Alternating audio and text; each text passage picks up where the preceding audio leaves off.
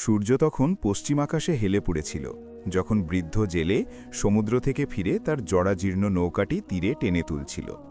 বাতাস ছিল ঠান্ডা, আর তার ছেঁড়া পোশাকে লেগেছিল লবণের গন্ধ। কিন্তু তার হৃদয় ছিল পরিপূর্ণ, কারণ আল্লাহ তাকে দুটি বিশাল মাছ দান করেছিলেন, যা সেই রাতে তার 7 সন্তানের পেট ভরানোর জন্য যথেষ্ট ছিল। বৃদ্ধটি বালুর ওপর কিছুক্ষণ বসল, কাঁপা কাঁপা হাতে নিজের ঘাম মুছল এবং তার চোখ দুটি আনন্দের অশ্রুতে চকচক করছিল। ঠিক সেই মুহূর্তে সে ঘোড়ার খুরের শব্দ শুনতে পেল। সে মাথা তুলে দেখল কালো ঘোড়ায় চড়ায় এক সাওয়ারি আসছে, যার সাথে রয়েছে সশস্ত্র রক্ষী বাহিনী।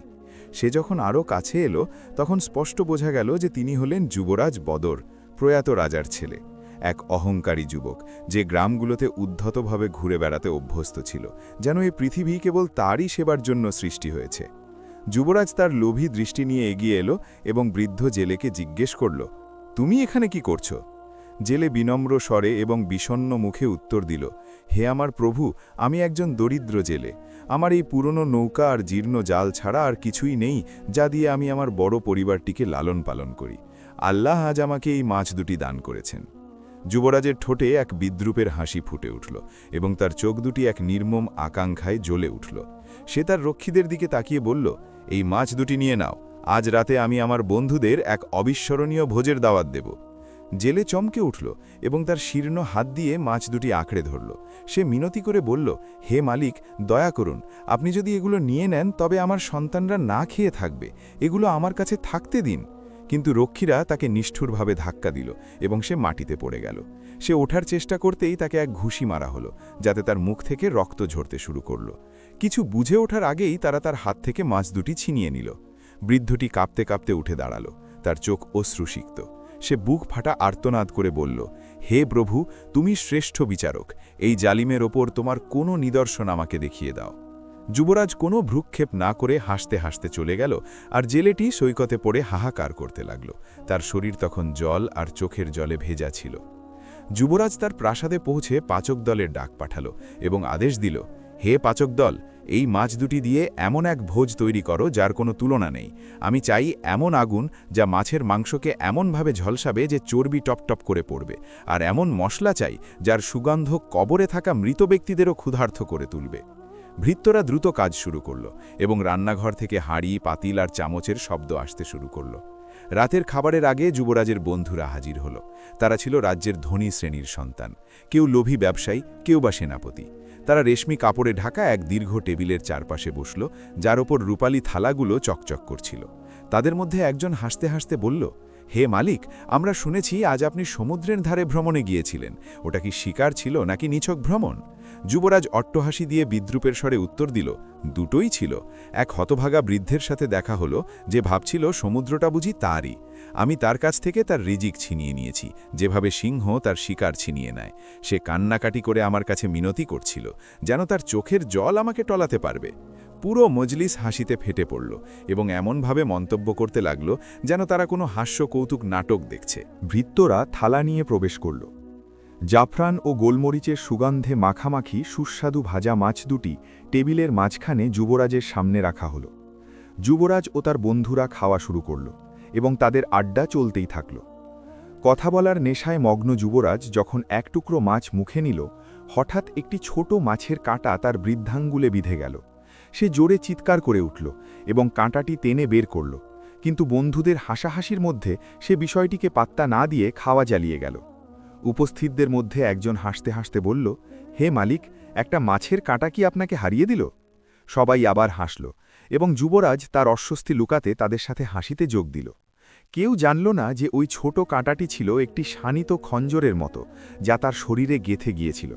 কয়েক ঘন্টা আনন্দ ফুর্তি আর খাওয়া দাওয়ার পর সবাই বিদায় নিল এবং প্রত্যেকেই মাছের ভাগ পেয়ে তৃপ্ত হল।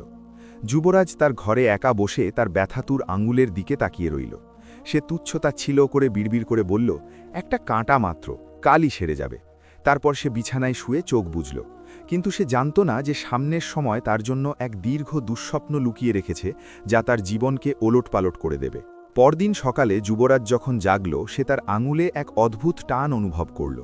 সে হাত বাড়িয়ে দেখল তার বৃদ্ধাঙ্গুলটি কিছুটা ফুলে লাল হয়ে গেছে, যেন আগুনের আঙারে ডুবিয়ে রাখা হয়েছে। সে নিজের ওপর নিজেই বিদ্রূপের হাসি হেসে বিছানা থেকে উঠে দাঁড়ালো এবং নিচু স্বরে বলল, একটা মাছের কাঁটা কি আমাকে কাঁপিয়ে দেবে? আমি তো আর হাড় ঝিরঝিরে কোনো বুড়ো নই যে সামান্য এক ক্ষত আমাকে হারিয়ে দেবে।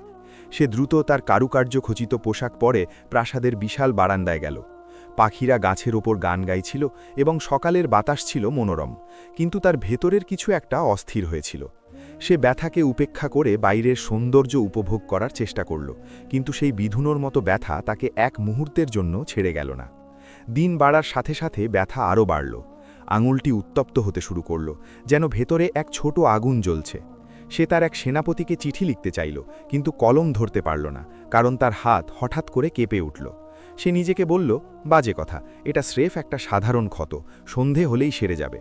কিন্তু সন্ধে যখন নামল, ফোলাটা আরও বেড়ে গেল এবং লালচে ভাবটা বৃদ্ধাঙ্গুলি থেকে পুরো হাতের তালুতে ছড়িয়ে পড়ল। তখন সে বাধ্য হয়ে তার ব্যক্তিগত চিকিৎসককে ডাকল। চিকিৎসক ছিলেন এক বিজ্ঞ ব্যক্তি, যার দাড়ি ছিল সাদা এবং তিনি সারা জীবন রাজাদের চিকিৎসা করে কাটিয়েছেন। চিকিৎসক তার চামড়ার ব্যাগ নিয়ে ভেতরে ঢুকলেন এবং যুবরাজের হাতের কাছে বসে খুব সূক্ষ্মভাবে পরীক্ষা করতে লাগলেন। তিনি যখন ব্যথার জায়গায় আলতো করে আঙুল ছোঁয়ালেন, যুবরাজ ব্যথায় চিৎকার করে উঠল এবং হাত সরিয়ে নিল এবং বলল, তুমি কি জানো না আমি যুবরাজ? আমি কি তোমাকে বলিনি যে সাবধানে হাত দেবে? চিকিৎসক মাথা নিচু করে ক্ষমা চাইলেন এবং শান্ত স্বরে বললেন, হে মালিক, আপনার আঙুলে যা হয়েছে তা সাধারণ কিছু নয়। কাঁটাটি এক বিষাক্ত ক্ষত তৈরি করেছে। আমি কিছু পরীক্ষা করব এবং দ্রুতই আপনাকে ফলাফল জানাব। যুবরাজ চিকিৎসকের কথায় বিরক্ত হল, কিন্তু সে ফলাফলের জন্য অপেক্ষা করাই শ্রেয় মনে করল। কিছুক্ষণ পর চিকিৎসক ফিরে এসে তাকে ফলাফল জানালেন। এটি একটি গভীর পচন, যা ধীরে ধীরে পুরো হাতে এবং শরীরের বাকি অংশে ছড়িয়ে পড়ছে। যদি আমরা এখনই কিছু না করি। যুবরাজ বজ্রাহতের মতো স্তব্ধ হয়ে গেল এবং চিকিৎসকের উপর চিৎকার করে বলল, তুমি কি বলতে চাও? আমি কি মারা যাব? আর এর চিকিৎসা কি? চিকিৎসক ভীত হয়ে উত্তর দিলেন, হে মালিক, আমার ভয় হচ্ছে যে ওষুধের কোনো আশা নেই। অবস্থা আরও খারাপ হবার আগেই বৃদ্ধাঙ্গুলটি কেটে ফেলতে হবে। চরম আঘাতে যুবরাজ প্রায় মূর্ছা যাবার মতো হল। সে চিকিৎসককে এক সজোরে চর মারল এবং হুমকি দিল যে যদি তিনি এই কথা আবার বলেন তবে তাকে হত্যা করা হবে। সে রক্ষীদের আদেশ দিল চিকিৎসককে কারাবন্দী করতে। যুবরাজ সিদ্ধান্ত নিল অন্য চিকিৎসকদের খোঁজ করার এবং সে পুরো রাজ্য ছষে ফেলল, কিন্তু সে সবার কাছে একই উত্তর পেল, হয় আঙুল কাটা নয়তো মৃত্যু। বেশ কিছুদিন কেটে গেল, যুবরাজ ঘুমাতে পারছিল না। প্রতি ঘণ্টায় ব্যথা বাড়ছিল, যেন তার আঙুলটি অসহ্য উত্তাপে ধুকপুক করছে। প্রতিবার ঘুমানোর চেষ্টা করলেই সে বিছানায় এপাশ ওপাশ করছিল আর তার কপাল দিয়ে ঘাম ঝরছিল। একদিন প্রচণ্ড ক্লান্তিতে সে যখন চোখ বুঝল, স্বপ্নে সে বৃদ্ধ জেলের মুখটি দেখল। জেলের চোখ অশ্রু সজল, আর সে চিৎকার করে বলছে, হে মালিক, আমার সন্তানদের খাবার কেড়ে নেবেন না। সে আতঙ্কিত হয়ে জেগে উঠল এবং তার বুক ড্রামের মতো কাঁপছিল। সে নিজের মাথায় হাত দিয়ে বিড়বিড় করে বলল, নিছক এক স্বপ্ন, নিছক ভ্রম। আমি যুবরাজ, আমার কোনো ক্ষতি হতে পারে না। কিন্তু তার চোখ তার মনের গভীরে বাসাবাঁধা উদ্বেগ লুকোতে পারছিল না। পরদিন তার বন্ধুরা আগের মতোই প্রাসাদে জড়ো হল। তারা আড্ডা দিচ্ছিল আর হাসছিল, কিন্তু যুবরাজ নীরব রইল। তার মুখ ফ্যাকাশে আর হাতটি ফোলা এবং কাপড় দিয়ে জড়ানো ছিল। তাদের মধ্যে একজন তার লক্ষ্য করে মজা করে বলল, হে মালিক, মাছের কাঁটা কি এখনও আপনার সাথে খেলা করছে? আপনার কি লজ্জা লাগে না যে লোকে বলবে এই রাজ্যের যুবরাজকে একটি কাঁটা হারিয়ে দিল? বাকিরা হাসল, কিন্তু যুবরাজ হাসল না। সে তাদের দিকে এক শীতল দৃষ্টিতে তাকিয়ে কঠোর স্বরে বলল, চুপ করো, তোমরা পরজীবীর দল ছাড়া আর কিছুই নও, যারা আমার দস্তরখানায় বেঁচে থাকো। আর একটা কথা বললে তোমাদের জিভ কেটে দেব। হঠাৎ নীরবতা নেমে এলো এবং কেউ আর কথা বলার সাহস পেল না। তখন যুবরাজ অনুভব করল যে তার অহংকার এখনও তার বর্ম হয়ে আছে, কিন্তু তার ভেতর থেকে অন্য এক স্বর ফিসফিস করে বলছিল, অহংকার তোমার ক্ষত সারাবে না, বরং তোমাকে ধ্বংস করবে। সেই রাতে যখন সে তার আঙুলের ব্যান্ডেজ সরালো, সে এমন কিছু দেখল যা সে কল্পনাও করেনি। ক্ষত থেকে পুঁজ বের হচ্ছিল এবং এক দুর্গন্ধ ছড়াচ্ছিল, যা অকাল মৃত্যুর গন্ধের মতো। তার হৃদয় কেঁপে উঠল এবং সে পিছিয়ে গেল। সে নিজের হাতের দিকে এমনভাবে তাকিয়ে রইল যেন এটি তার হাত নয়, বরং কোনো অচেনা অঙ্গ। সে তার চেয়ারে বসে দুই হাতের মাঝে মাথা রেখে নিচু স্বরে বলল, যদি যদি এটি কোনো শাস্তি হয়, ওই বৃদ্ধের দোয়া কি কবুল হয়ে গেল? এটা কি সম্ভব? কিন্তু দ্রুতই সে রাগে মাথা তুলল এবং শূন্য ঘরের দিকে চিৎকার করে বলল, না, দুর্বলের কোনো ক্ষমতা নেই। প্রবলের ওপর আমি যুবরাজ, রাজার পুত্র, এই প্রাসাদের অধিপতি। কিন্তু তার চিৎকারের প্রতিধ্বনি যেন তার কাছে ফিরে আসছিল এবং দেওয়ালগুলোই যেন তার অহংকারকে বিদ্রূপ করছিল। যুবরাজের প্রাসাদে রাতটা অনেক ভারী হয়ে এলো। এটি অন্য সব রাতের মতো ছিল না, বরং এটি এক অবর্ণনীয় ভয় নিয়ে এসেছিল। জানলার চারপাশে বাতাস বইছিল আর পর্দার কাপড়গুলো অপদেবতার মতো নাচছিল। এদিকে যুবরাজ তার বিলাসবহুল বিছানায় ঘুমাতে না পেরে বসেছিল। ব্যথা এক ক্ষুধার্ত পশুর মতো তাকে কামড়াচ্ছিল। বৃদ্ধাঙ্গুলটি ফুলে ছোট একটি ডিমের সমান হয়েছিল এবং লালচে ভাব পুরো তালুতে ছড়িয়ে পড়েছিল। চামড়া এতটা টানটান হয়ে গিয়েছিল যেন মনে হচ্ছিল এখনই ফেটে যাবে। সে আলতো করে চাপ দিতেই ক্ষতটি ফেটে গেল এবং হলদে পুঁজ বেরিয়ে এলো। এমন এক পচা গন্ধ তার নাকে এলো যে সে বমি করার উপক্রম হলো।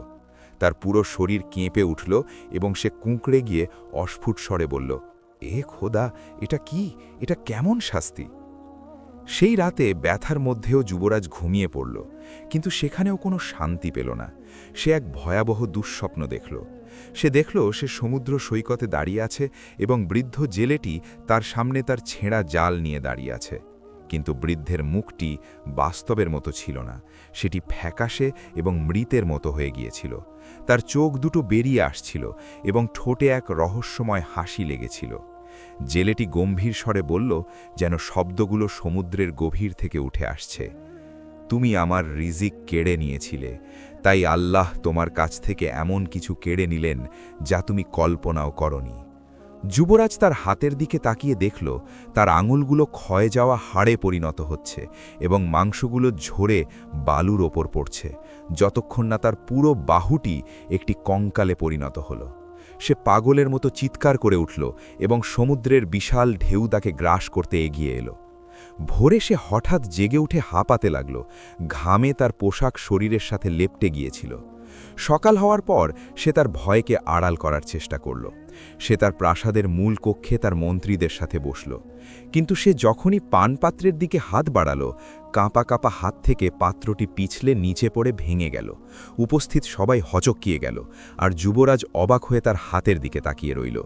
তার হাত যেন আর তার কথা শুনছে না, যেন এটি তার শরীরের সাথে ঝুলে থাকা কোনো মৃত অঙ্গ।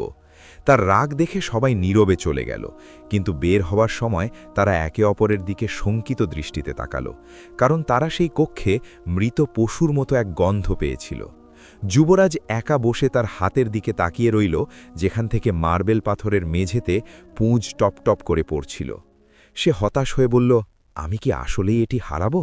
আমি কি এতটাই দুর্বল হয়ে গেলাম? কিন্তু তার ভেতরে থাকা অন্য এক আরও অন্ধকার স্বর তাকে উত্তর দিল, তুমি দুর্বল হয়ে যাওনি, তুমি শুরু থেকেই দুর্বল ছিলে। তুমি নিজেকে শক্তিশালী ভেবেছিলে যখন সেই বৃদ্ধের রিজিক চুরি করেছিলে, কিন্তু তোমার শক্তি ছিল এক বিভ্রাম, আর সত্যের সামনে বিভ্রাম ভেঙে চুরমার হয়ে যায়। যুবরাজ তার দুই হাত দিয়ে মাথা চেপে ধরে চিৎকার করে উঠল, চুপ করো, চুপ করো, আমি যুবরাজ বদর, আমি এই প্রাসাদের মালিক। কিন্তু চারপাশ থেকে কেবল এক শূন্য প্রতিধ্বনি ফিরে এলো, যেন দেয়ালগুলোই তাকে মিথ্যাবাদী বলছিল। দিন গড়ানোর সাথে সাথে সেই ফোলাটি এক দানবের রূপ নিল, যা তার বাহু গ্রাস করতে শুরু করল। তার আঙুলগুলো কালো ও শক্ত হয়ে গেল, যেন কোনো মরা গাছের ডাল। হাতের তালু এতটাই ফুলে গেল যে সে আর তা বাঁকাতে পারছিল না। কোনো কোনো রাতে এসে স্বপ্নে দেখত তার ক্ষতের উপর পোকামাকড় হাঁটছে। এমনকি সে জেগে উঠে নিশ্চিত হওয়ার চেষ্টা করত যে সেগুলো আসলেই বের হয়ে আসেনি তো। সে আর মানুষের সামনে আসার সাহস পাচ্ছিল না। সে তার কক্ষের দরজা বন্ধ করে দিল এবং পৃথিবী থেকে বিচ্ছিন্ন হয়ে গেল। তার সাথে কেবল তার রক্ষীরাই ছিল, যারা তার অবস্থা দেখে ভয়ে একে অপরের দিকে তাকাচ্ছিল। আর ছিল সেই চিকিৎসক, যাকে সে সেলে বন্দি করে রেখেছিল কারণ তিনি হাত কাটার কথা বলার সাহস করেছিলেন। যে যুবরাজ একসময় অহংকারের প্রতীক ছিল, সে এখন এক ভেঙে পড়া জীবে পরিণত হল, যে একটু ঘুমের জন্য আকুতি করে কিন্তু পায় না, বের হওয়ার পথ খোঁজে কিন্তু দেখতে পায় না। সে অনুভব করছিল যে সমুদ্র থেকে বৃদ্ধ জেলের রিজিক ছিনিয়ে নেওয়ার কারণে সমুদ্র এক অভিশাপ পাঠিয়েছে, যা তার রক্তে মিশে তাকে ধ্বংস করে দিচ্ছে। তার হাত ধীরে ধীরে গলে যাচ্ছিল এবং প্রতিটি দিনের সাথে তার অহংকারের এক একটি অংশ বিলীন হয়ে যাচ্ছিল।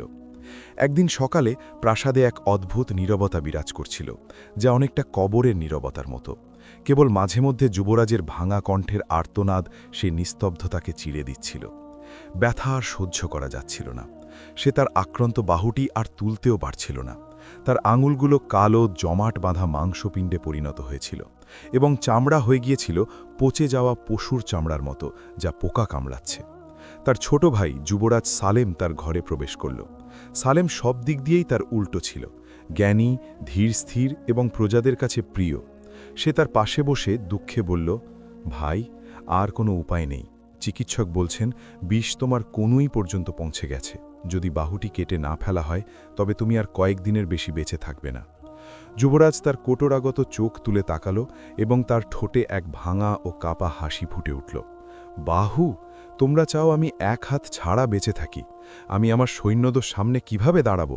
আমার রাজ্যের সামনে কিভাবে মুখ দেখাবো?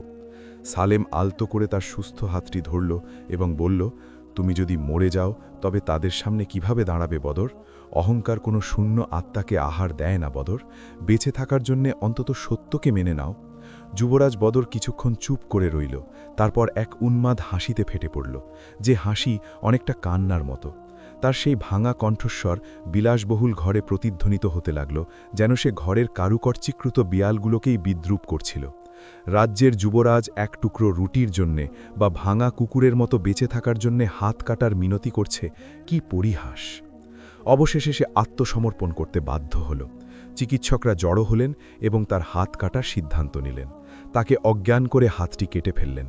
অচৈতন্য অবস্থায় থাকা সত্ত্বেও ব্যথার প্রচণ্ডতায় সে এমন এক চিৎকার দিল যা প্রাসাদের প্রতিটি কোণ কাঁপিয়ে দিল, এমনকি পুরো রাজ্য যেন তা শুনতে পেল। কিন্তু তার নিজের অবস্থার দিকে তাকিয়ে সে যে আঘাত পেল, তার কাছে এই ব্যথা কিছুই ছিল না।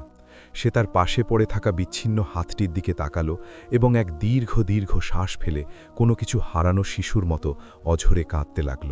সুসময়ের বন্ধুরা তাকে ছেড়ে চলে গেল। সেই সমস্ত চাটুকাররা যারা তার সভায় হাসাহাসি করত, তারা দূরে সরে গেল। সে একা ও অসহায় হয়ে পড়ল এবং নিজেকে দোষারোপ করতে লাগল, যতক্ষণ না সে বুঝতে পারল যে তার এই অবস্থার একমাত্র কারণ হল তার জুলুম আর অহংকার। সেই দিন থেকে সবকিছু বদলে গেল। যুবরাজ বদর আর সেই উদ্ধত যুবরাজ রইল না যে প্রাসাদে দাপিয়ে বেড়াত। সে প্রাসাদের করিডোরে ঘুরে বেড়ানো এক ছায়ায় পরিণত হল, যে তার ভারী আলখাল্লা পেছনে টেনে নিয়ে চলত। সে আয়না এড়িয়ে চলত, কারণ আয়নায় এমন এক প্রতিচ্ছবি দেখা যেত যা সে দেখতে চাইত না। একজন অপূর্ণ, পরাজিত মানুষ, যে সেই হাতটি হারিয়েছে যা দিয়ে সে মানুষকে চড় মারত এবং মানুষের হক ছিনিয়ে নিত। তার লোকেরা যারা তার কাছে আসত, তারা দূরে সরে গেল। হাসাহাসি আর মজলিসে ভরা তার ঘর শূন্য হয়ে গেল। এমনকি সেই বন্ধুরা যারা তার টেবিলে আনন্দ করত, তারা আর আসার সাহস পেল না। সে জীবনের প্রথমবার নিজের মুখোমুখি হয়ে একা হয়ে গেল। দীর্ঘ রাতগুলোতে সে অন্ধকার থেকে এক নিচু স্বর শুনতে পেত, যা ছিল সেই বৃদ্ধ জেলের কণ্ঠ। সে বিড়বিড় করে বলত, যে দুর্বলের রিজিক কেড়ে নেয়, দুর্বলতা তাকে জীবিত অবস্থায় খেয়ে ফেলে।